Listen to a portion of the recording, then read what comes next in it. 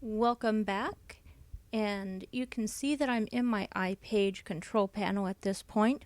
Today we are going to learn how to go into a WordPress database and change the password.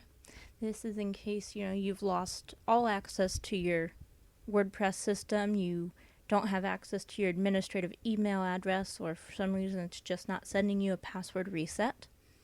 So we're going to go into MySQL database. And you can see here is my database, and I'm going to log into the PHP My Admin section.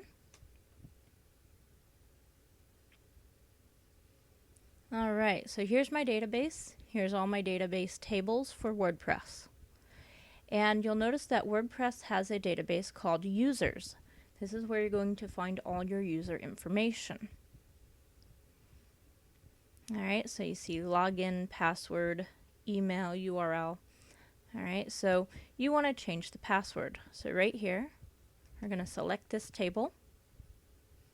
We're going to go up to where it says Browse and click on Browse. And so you can see here, I've got the login. And if you take a look at this, this is obviously not a password that any normal person would set up.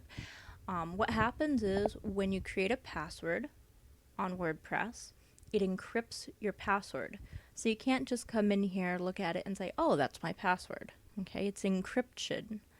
And so what we need to do is we're going to go in here and we're going to click Edit. Alright. By the way, if you have lost your administrative email address, you can change your you can change your email address right here as well. So let's go ahead right now though and change this password.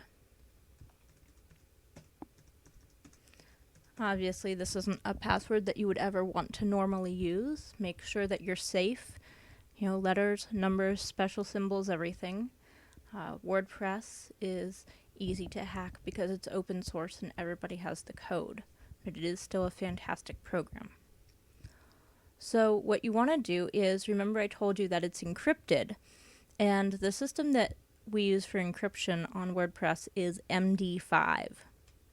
Okay, so go ahead, select MD5 from that drop-down menu so it will encrypt your password.